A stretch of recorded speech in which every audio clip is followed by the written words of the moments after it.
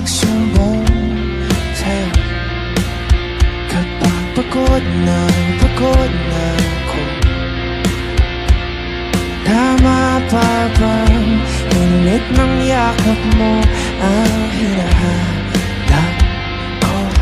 Minsan gusto ko tumawag sa'yo para nang marinig ko ang boses mo.